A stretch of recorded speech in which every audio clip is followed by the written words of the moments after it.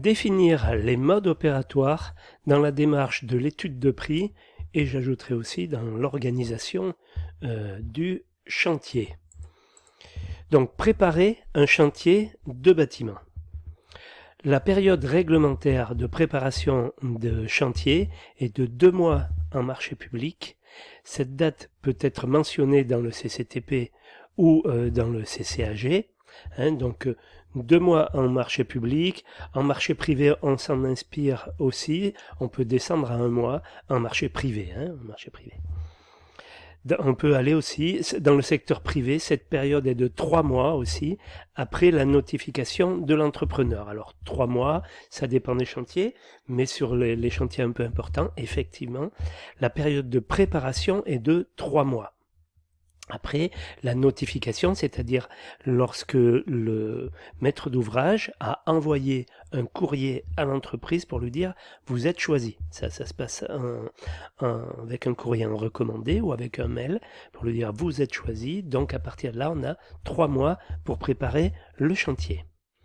Cette période peut varier d'une opération à une autre, bien entendu, ça peut être 1 mois. En secteur privé, on fait un peu comme on veut. Donc les frais de chantier, le prix de vente inclut les frais de chantier. Donc ces frais sont l'ensemble des dépenses qui dépendent de la vie du chantier. Les frais de chantier constituent plus ou moins un tiers du prix de vente d'un chantier, ça dépend des chantiers, un tiers, voire plus parfois. Pour établir un prix de vente fiable, on doit connaître le montant exact des frais de chantier. De ce fait, on est obligé d'avoir une préparation de chantier fiable lors de l'étude de prix.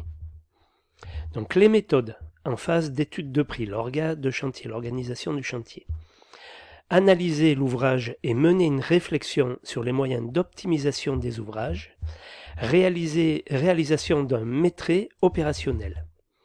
Les moyens mis à disposition pour une installation de chantier, le nombre de grues allouées au projet, installation d'une centrale à béton selon le seuil de rentabilité, les moyens humains dont dispose l'entreprise, réalisation d'un budget pour la main-d'œuvre prévisionnelle, définir les modes opératoires, établir le planning prévisionnel. Donc tout ça, c'est le boulot des méthodes. Donc les méthodes en phase de préparation de chantier, trouver des solutions avec un S pour faire des économies.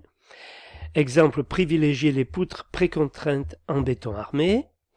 En privilégiant cette méthode, l'entreprise pourra faire des économies en abandonnant un mode opératoire plus complexe et plus onéreux avec un étaiement à chaque étage. Si on prend des poutres précontraintes, on se facilite le boulot. Par contre, attention, il faudra un moyen de levage. Modification de l'amplitude de travail journalière.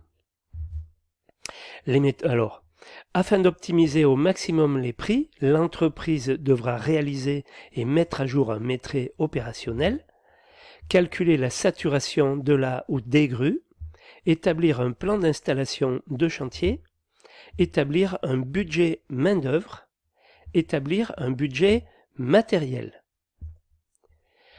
Pour n'importe quelle entreprise, l'entrepreneur et son équipe doivent savoir impérativement qui effectuera les travaux, quoi faire comme travaux, quand faire ces travaux, comment faire ces travaux.